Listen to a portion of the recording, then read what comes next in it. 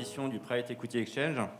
Donc dans la foulée du keynote d'ouverture, nous allons discuter des équipes de management des sociétés sous LBO et des problématiques qu'elles rencontrent aujourd'hui. On s'attardera notamment sur la problématique fiscale qui a fait qui a fait couler énormément d'encre cette année. Et donc, pour échanger lors de cette table ronde, nous avons 4 intervenants de prestige.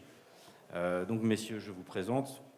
Tout d'abord, à ma gauche, Lionel Scotto. Lionel est fondateur du cabinet Scotto Partners, qui est le cabinet à l'origine de l'accompagnement des dirigeants dans les sociétés sous LBO. Bruno Berthet, qui est actuellement Executive Chairman du groupe Rafo Group. À sa gauche, Jacques-Henri Aquin, cofondateur de NG Finance.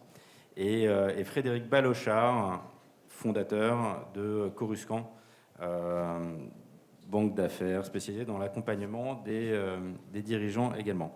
Donc, avant de rentrer dans les détails des enjeux fiscaux, on va quand même refaire un point un peu plus macro et revenir notamment sur les performances du private equity français qui sont tout bonnement exceptionnelles.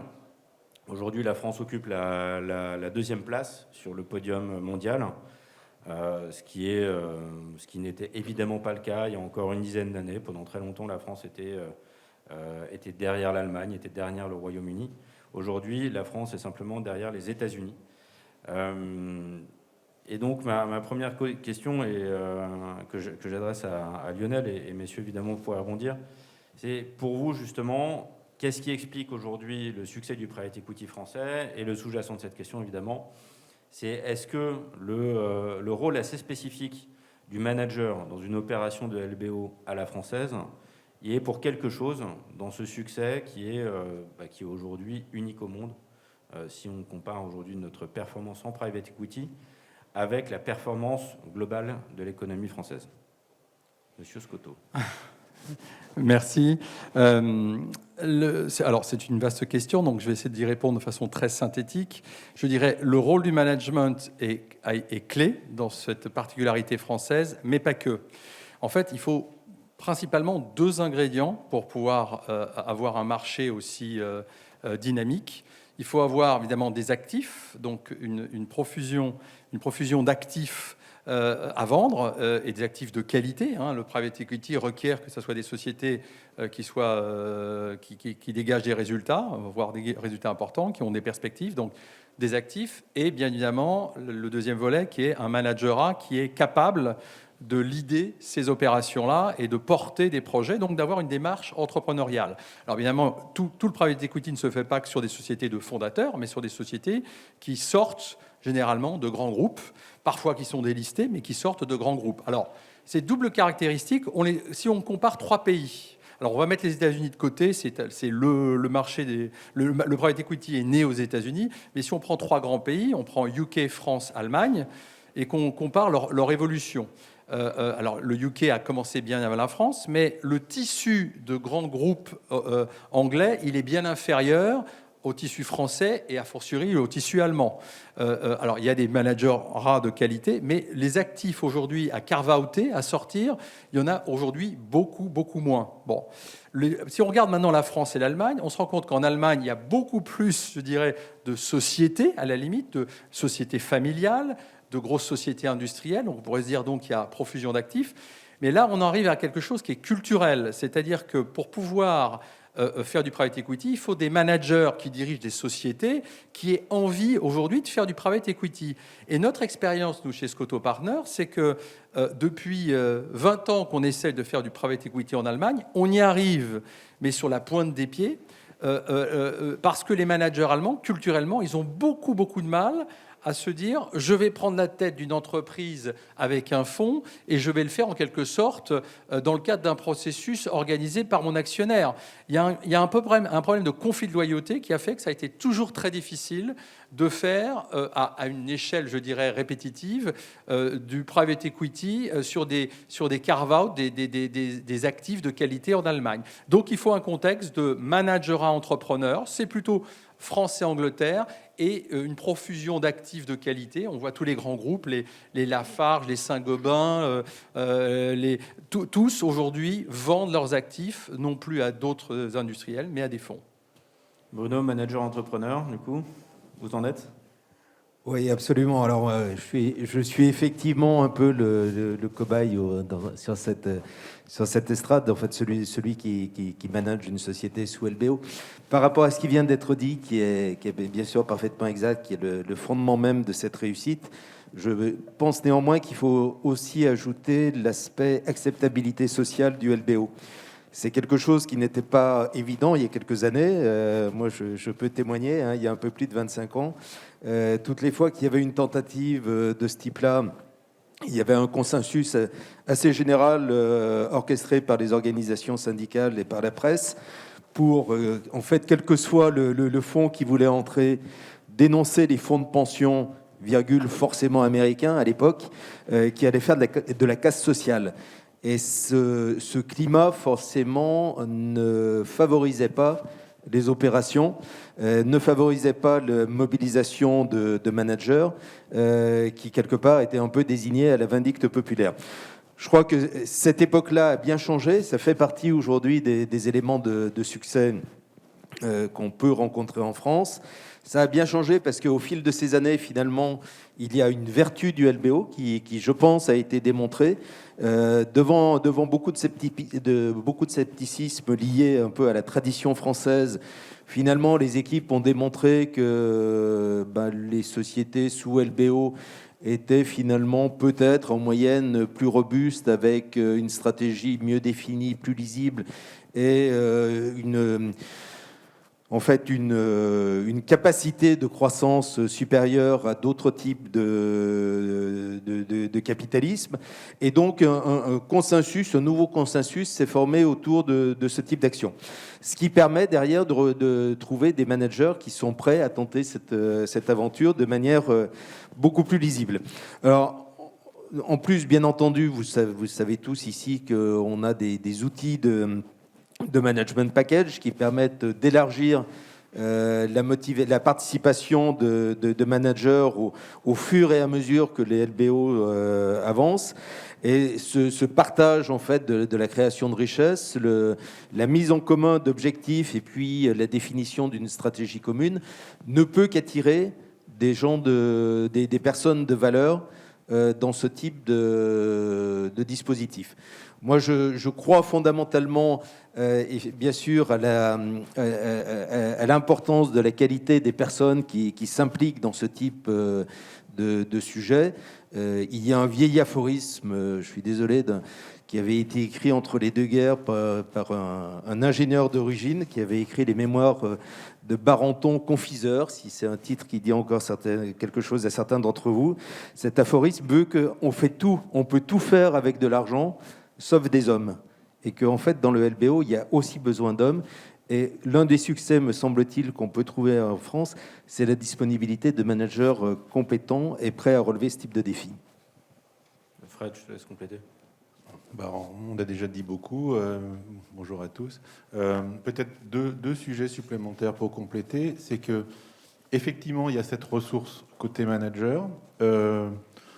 On peut souligner aussi le fait que l'industrie du private equity a attiré beaucoup de Français et que les Français sont aussi extrêmement présents dans les fonds d'investissement comme investisseurs, dans des fonds français bien sûr, mais dans beaucoup de fonds anglo-saxons aussi. On retrouve une diaspora française un peu partout, à Paris évidemment, mais beaucoup aussi en Angleterre, beaucoup aux États-Unis. Bruno, une question pour vous justement sur les qualités du manager de l'entreprise sous LBO, donc et manager et entrepreneur. Évidemment, il est là pour créer de la valeur, et comme le rappelait Frédéric, c'est pas le déleverage qui fera des miracles aujourd'hui. De votre expérience personnelle, dans quelle proportion vous pouvez dire finalement c'est la mécanique du private equity qui vous a aussi forgé en tant qu'entrepreneur?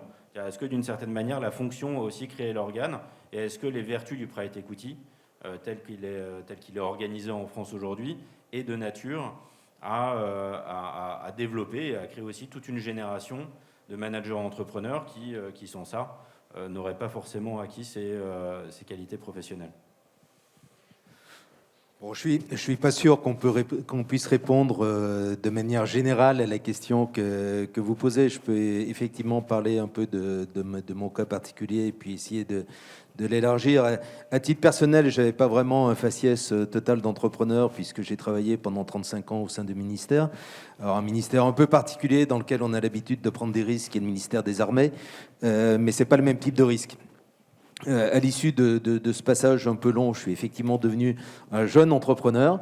En fait, en rejoignant un patron familial qui avait une PME que je qualifierais de belle endormie et que grâce à un LBO, en fait, on réveille et qu'on est en train de transformer en un champion dans sa niche technique. C'est une société qui travaille dans le domaine aéronautique. Un champion européen et probablement demain l'un des quelques champions mondiaux.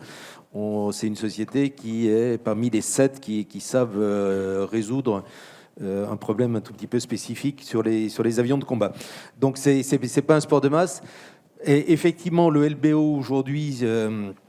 Là où le patron familial avait remarquablement bien réussi et avait fait une très belle PME qui était d'ailleurs extrêmement rentable et qui lui donnait toute satisfaction, le LBO permet de changer de dimension, permet d'accélérer beaucoup de transformations, bien sûr. C'est le passage d'un management familial à un management fondé sur d'autres critères. Et c'est aussi la capacité de faire de la croissance externe. Alors ça, bien sûr, en partageant une stratégie avec ceux qui apportent le capital, ceux qui sont dans le capital. Mais c'est un exercice que je trouve extrêmement intéressant et valorisant pour les deux parties. Donc oui, je pense que effectivement le LBO, enfin le private equity au sens large du terme, permet de développer de manière un peu spécifique ou d'accélérer le développement d'organes qui sinon n'ont pas de réelle raison d'exister.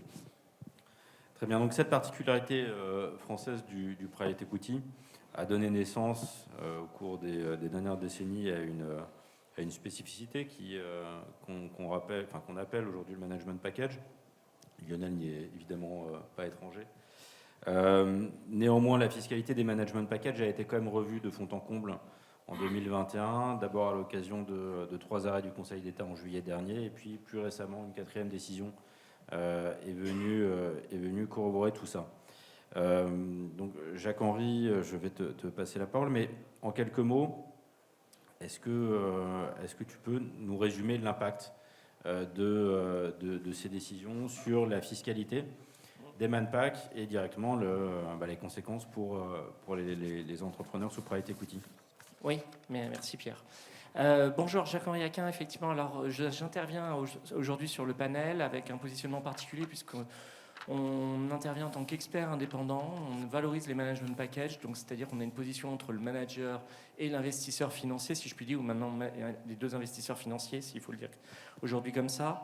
Ce qu'on a pu voir effectivement sur les dernières années, c'est une professionnalisation depuis une vingtaine d'années du private equity. Je rebondis sur la première question parce qu'effectivement, il ne faut pas oublier le rôle des fonds d'investissement, des différents directeurs de participation et des équipes opérationnelles qui accompagnent les dirigeants d'entreprise pour le développement de la croissance organique ou externe.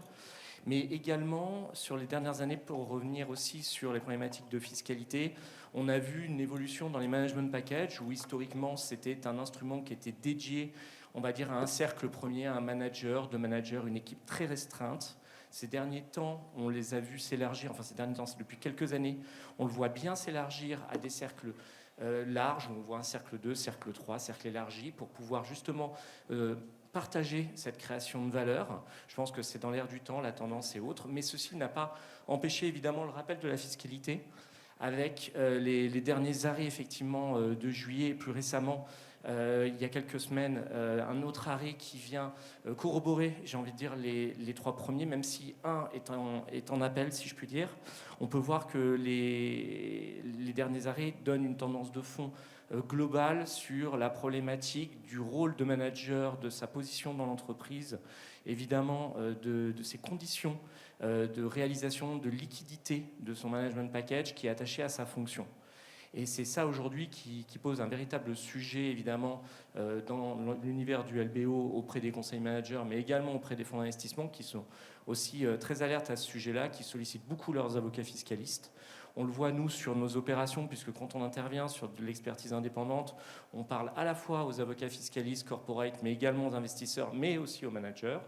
Et on peut voir effectivement que ces derniers mois, ces dernières années, jusqu'à juillet, on va dire les opérations de fin juillet se sont débouclées sur les tendances qui étaient avant les 3 arrêts du Conseil d'État de juillet, puisqu'évidemment les discussions étaient bien avancées, et fin juillet, début août, on va dire septembre, puisqu'il y a eu une coupure en août, les discussions se sont plutôt orientées sur, on regardera les sujets, on va dire post-été. Juste après l'été, après les opérations de juillet qui se sont débouclées en septembre, on a vu en début septembre effectivement un arrêt, une grosse réflexion sur les packages qui étaient présentés avec une approche plutôt pari passu investisseur, et à côté mettre en place soit un ratchet qui était un instrument, alors soit gratuit dans le cadre des actions des attributions gratuites d'actions ou attributions gratuites d'actions de préférence. Et là, il y avait la possibilité évidemment de faire certaines choses dans certaines conditions en étant salarié. Alors évidemment, ça a une contrepartie, c'est qu'on donne des instruments gratuits. Et évidemment, dans l'univers du LBO, les instruments gratuits sont quand même quelque chose qui sont vus par les investisseurs financiers comme un sujet un petit peu particulier, parce qu'il faut s'assurer évidemment que les managers soient opérationnels, soient incentivés, mais également soient on-board sur l'opération avec un risque en capital. Donc ces derniers mois ont été très... comment dire ? On a vu des opérations où on a vu disparaître l'action de préférence, et finalement on voit des opérations où on est bien pari passu en AO ou un retour en force du sweat equity avec un investisseur évidemment financier qui met beaucoup d'obligations convertibles à côté évidemment d'une couche d'equity. Les managers ou les fondateurs, lorsqu'ils ont une détention de capital, peuvent mettre de l'AO. Mais par exemple, pas plus tard que la semaine dernière, j'ai revu un modèle de structuration de package, un ratchet, où les managers avaient 20% du capital et le fonds près de 80%, sur lequel ils ont incentivé évidemment un cercle large avec des instruments gratuits. Mais pour le top management, ils sont restés sur des sujets d'actions de préférence classiques avec TRI, multiples, rendements, que ce qu'on voyait évidemment fin juillet. Donc on voit un peu tous les contextes, évidemment, chaque opération n'est pas la même. Et ce qu'on peut se rendre compte, c'est que le vrai sujet aujourd'hui de ces arrêts, évidemment, avant les élections présidentielles, je pense qu'il n'y aura pas d'évolution particulière là-dessus. Tout le monde restera bien au chaud de ce côté-là. Cependant, les sujets vont être les sujets de débouclage de 2022 des opérations réalisées en 2018, 2019 ou 2017. Voilà, en quelques mots, si je puis dire, c'est assez large pour répondre. Lionel, souhaites-tu compléter le...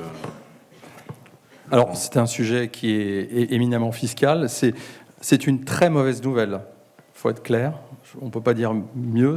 Donc, on avait une industrie du private equity qui fonctionnait très bien. C'est une très, très mauvaise nouvelle. Il n'y a pas de parade aujourd'hui. Je crois que personne ne peut prétendre qu'il y ait une parade. Ce qui vient d'être dit, c'est qui est concerné. Toutes les sorties qui ont été faites sur 2018, 2019, 2020, 2021 et ongoing, celles qui vont se faire, tout le monde va être concerné. Il y a des gens qui ont dit oui, mais nous, on n'est pas forcément dans tel type d'outil. Aujourd'hui, c'est simple. Hein. Qu'est-ce qui a été dit ? C'est s'il y a un lien entre la détention d'actions, le droit de détenir des actions, et une fonction opérationnelle, contrat de travail ou autre, une fonction opérationnelle. S'il y a un lien, et vous l'avez dans tous les LBO.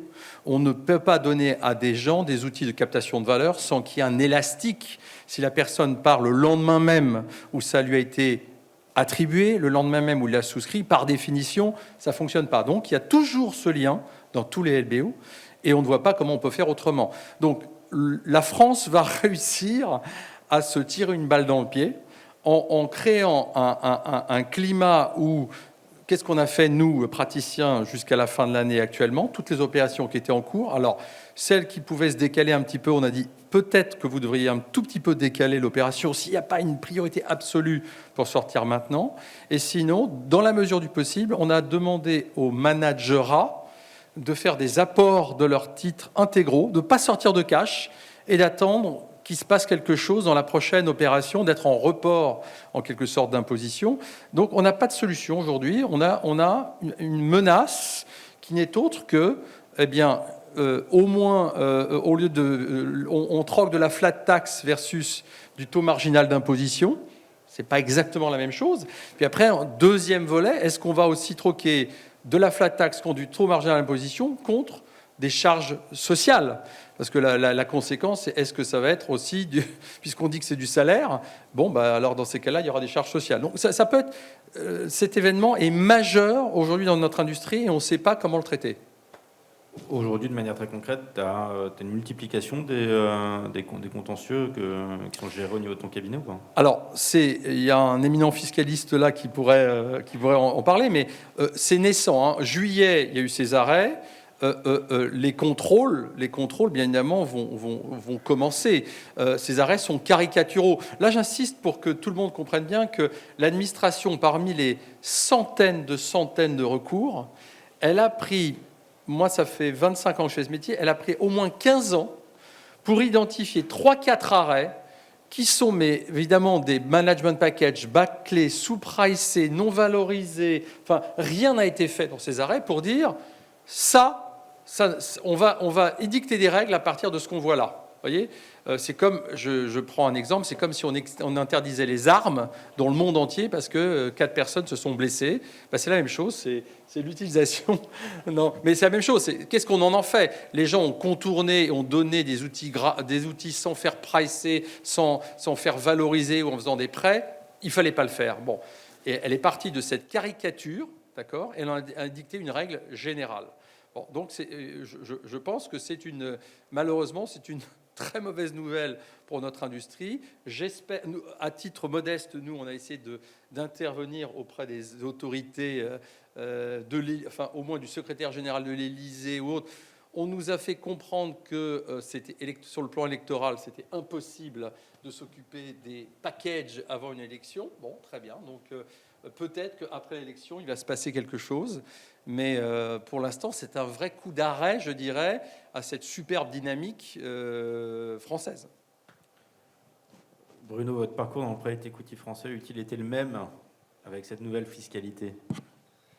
Alors, très honnêtement, j'en sais rien, je vais un petit peu botter en touche parce que, bien entendu, quand on rentre dans une aventure comme ça, on ne regarde pas forcément a priori les sujets de droit fiscal qui en fait ressorti à une petite chapelle d'hyper spécialistes. Donc, je ne formulerai pas comme ça. Après, je pense qu'effectivement, il y a une vraie problématique sur un secteur économique qui réussissait très bien en France. Et donc, il y a un sujet à porter. Alors, effectivement, le calendrier, je comprends parfaitement qu'il ne soit pas bon à court terme. Dont acte, hein, je pense qu'il faut l'accepter comme ça, ce qui veut dire qu'il y a un problème jusqu'à l'été prochain. Après, il y aura une nouvelle chambre qui sera élue au mois de juin. Et donc, c'est vis-à-vis des futurs députés et vis-à-vis de la structure publique française qu'il faut malgré tout probablement assez vite, parce que ces choses-là prennent du temps, s'organiser. Moi, je suis loin d'être un expert des sujets fiscaux. Je connais relativement bien certaines filières industrielles.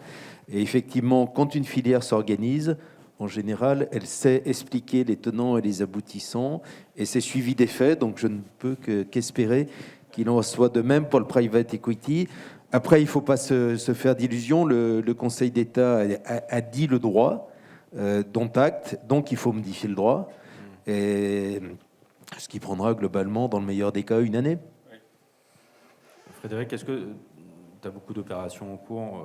Est-ce que ces arrêts ont, de manière très concrète, est-ce que c'est susceptible de ralentir le rythme des opérations? Est-ce que justement des gens se disent aujourd'hui, c'est pas le moment d'y aller, c'est pas le moment de déboucler? Quel est l'impact très concret, court terme, de ces arrêts, si tant est qu'il y en ait un? Non, mais il y en a un. Je souscris complètement à ce que vient de dire Lionel juste avant. L'impact, il est majeur. Ça crée un climat d'incertitude et ça crée une complexité dans la réflexion des opérations primaires et des opérations secondaires qui vont se déboucler, qui vont se réitérer, qu'il y a un vrai problème. Je veux dire, aujourd'hui, c'est quand même un vrai problème que des managers soient dans une situation d'incertitude. Quand je dis des managers, c'est pas juste 3 managers à la tête de l'entreprise, c'est parfois une centaine de collaborateurs à l'intérieur de l'entreprise qui ont été incentivés et sur lesquels on est incapable de leur répondre s'il y a un risque qui soit requalifié ou pas. Enfin, si on peut leur répondre que le risque il est proche de 100%, et 2, quelles seront les conséquences de cette requalification. Et comment voulez-vous expliquer aux gens qui doivent réinvestir dans une opération alors qu'ils ne savent même pas quelle est la fiscalité qui va être appliquée sur l'opération précédente? C'est extrêmement complexe dans ce contexte-là de vivre sereinement le réinvestissement dans un deal. Ça va avoir des conséquences majeures. C'est l'investissement des managers dans ces opérations-là qui est un des moteurs de ces types d'opérations. Deuxièmement, c'est quelque chose qui donne de la légitimité au management dans ces opérations-là. Et c'est sans doute pas aussi par hasard si les managers français ont peut-être un peu plus de légitimité qu'encore que les autres dans le monde, mais c'est parce qu'aussi il y a une prise de risque réelle de la part du management dans ces opérations-là. Moi, il faudra quand même qu'on explique, parce que ces arrêts, ils ont peut-être du sens d'un point de vue légal, mais moi, d'un point de vue financier, pour moi, ils n'ont aucun sens. Un salaire, pour moi, c'est pas quelque chose qui vous entraîne un risque financier de perte. Un salaire, c'est pris en charge par l'entreprise. Quelque chose qui est un investissement et qui est un risque et qui n'enlève rien à l'entreprise, mais qui est payé par une perte de valeur de l'actionnaire, pour moi, ça n'a aucun sens de qualifier ça d'un salaire.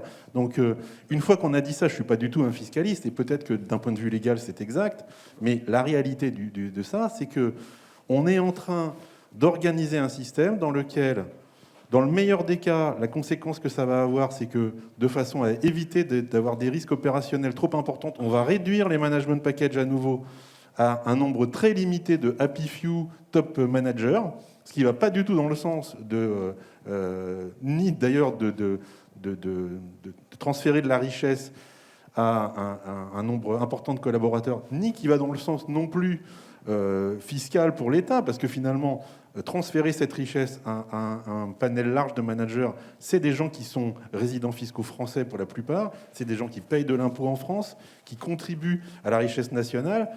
Si on nous explique qu'on préfère que finalement cette somme reste entre les mains de fonds d'investissement qui, pour la plupart, ne payent pas d'impôts en France, ou très peu, moi, je ne vois pas l'intérêt économique de ce sujet-là.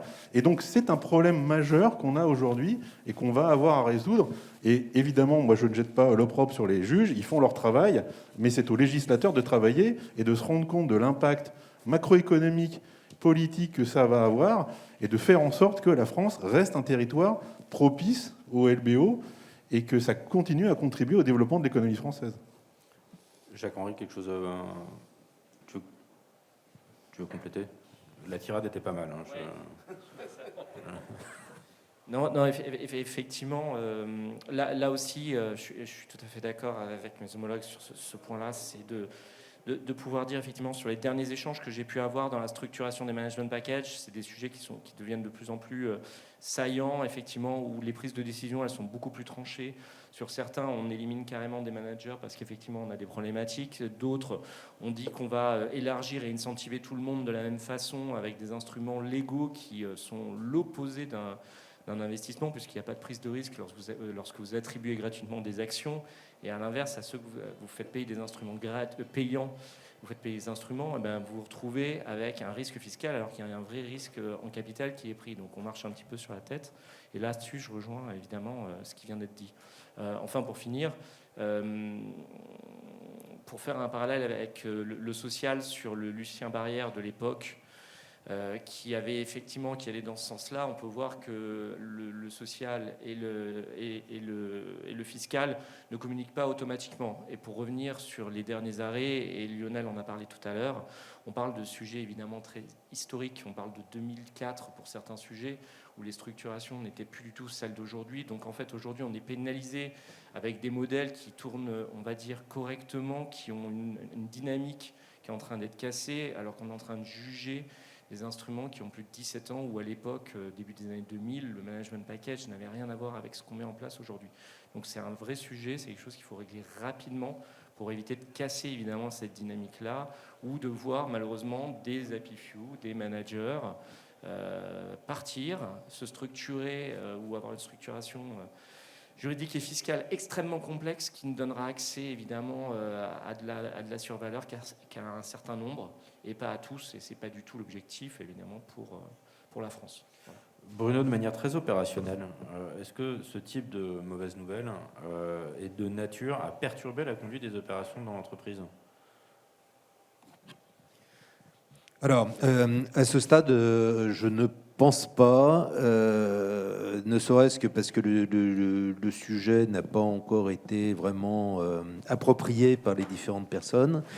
Je pense que, par contre, effectivement, c'est un sujet qui peut être structurant en termes, enfin, qui est structurant aujourd'hui tel qu'il est posé en termes d'élargissement du management package et de la population qui est éligible à ce type de dispositif.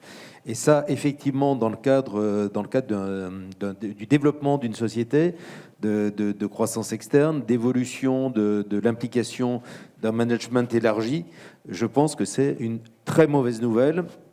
Je dis qui concrètement aujourd'hui n'a pas d'impact direct pour les personnes susceptibles d'être concernées, pour celles qui sont dans l'équipe, mais qui par contre pose de véritables questions sur l'étape d'après, comment on la prépare en fonction de ce qu'on peut espérer, mais de ce qui est l'état aujourd'hui du droit déclaré. Donc oui, c'est une grosse incertitude, et bien entendu, de manière générale, ce qu'on ne peut que regretter, alors que ça fait partie quand même des promesses fondamentales du président de la République, c'est que c'est un retour à une instabilité, alors dans le cas présent fiscal, mais il n'y a malheureusement pas que ce domaine-là, une instabilité qui fait que c'est pas très friendly pour l'entrepreneur et pour l'activité économique au sens large du terme.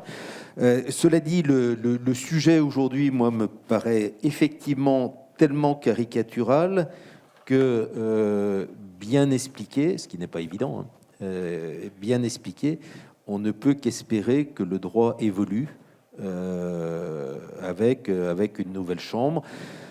Après, on verra ce que nous réservent les élections. Il y a une partie qu'on n'a pas du tout évoquée jusqu'ici dans l'opération, finalement, c'est le fond.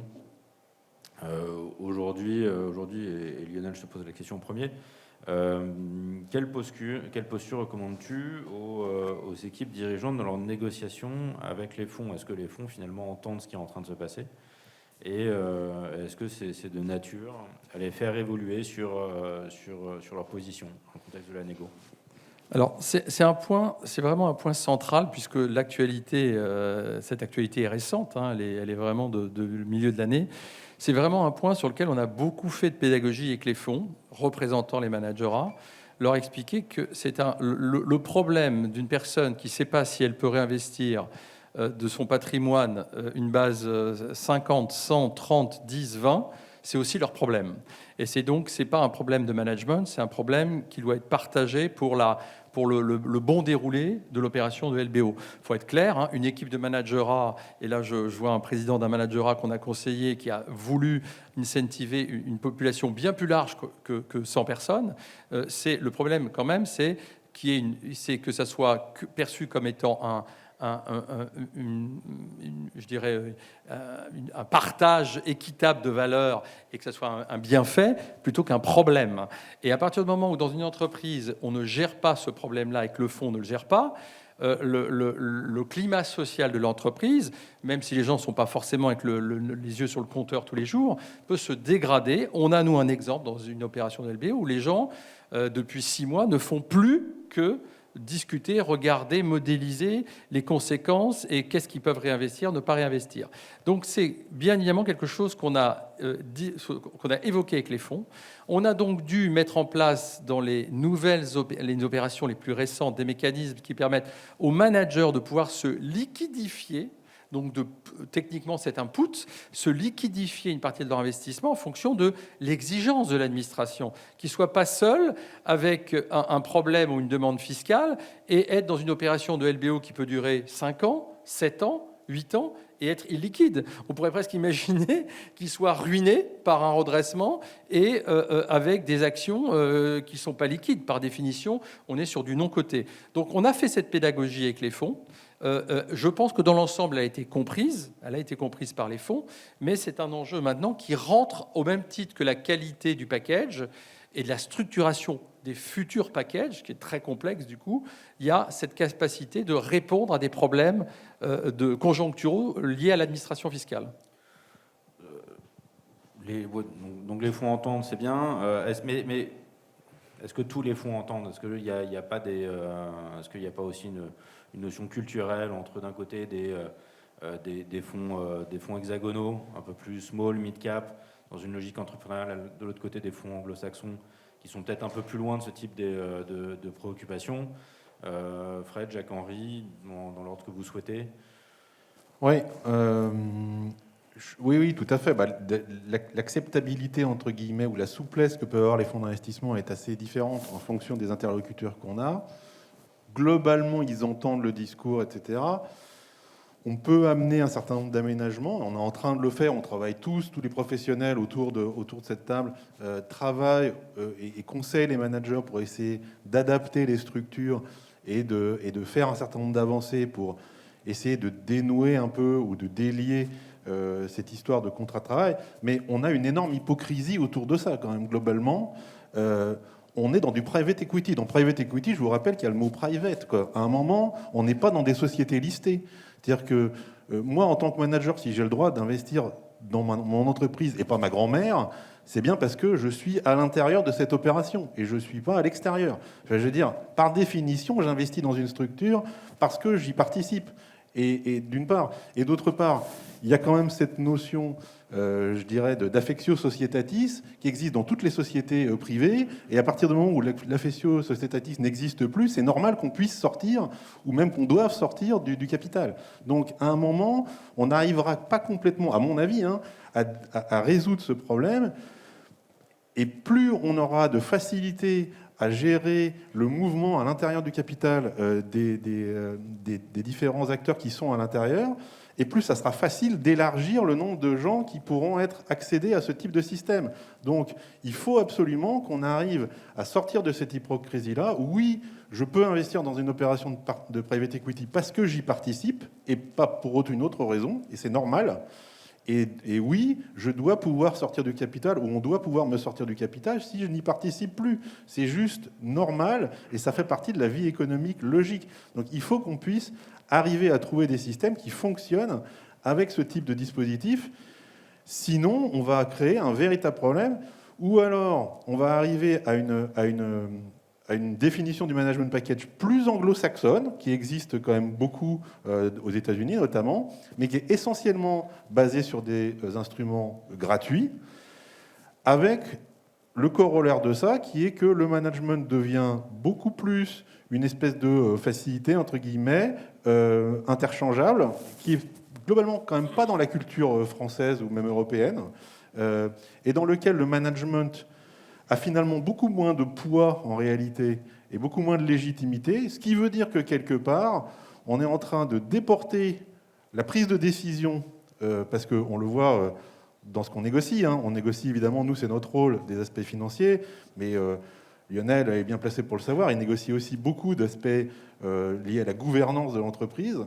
On est en train de appauvrir la légitimité du management et transférer finalement des prises de décision vers des fonds d'investissement. Moi, en tant que Français, j'ai plus envie que la décision stratégique, on ait un management français qui ait du poids dans cette prise de décision, plutôt qu'une équipe d'investissement qui est située aux États-Unis ou en Angleterre. Et je pense que voilà, on ne mesure pas forcément les conséquences que ça peut avoir à long terme sur ce type de dispositif, mais il faut qu'on trouve une façon de conserver cette dynamique et de maintenir la position des chefs d'entreprise et l'élargissement des management packages qui ont fait le succès des opérations et qui font en ce moment le succès des opérations en France et qui fait qu'on est aujourd'hui le numéro 2 mondial sur ce type d'opération. C'est parfaitement débouclé. Un mot peut-être pour terminer, Jacques-Henri. Oui, en quelques mots, effectivement. Est-ce que le temps est terminé ? Fonds small, mid, effectivement, français. Et là, je rejoins Frédéric, évidemment. Pour les fonds anglo-saxons, évidemment, la chienlit fiscale française est quelque chose qu'ils ne comprennent pas ou qu'ils ont du mal, c'est pas de moi. Et pour le coup, il y a effectivement une incompréhension forte où les conseils des fonds anglo-saxons sont plutôt à la manœuvre en France pour essayer de déboucler la chose, mais pour les principaux investisseurs UK, c'est pas effectivement compréhensible de leur île. Merci infiniment, messieurs. Excellente journée à toutes et à tous.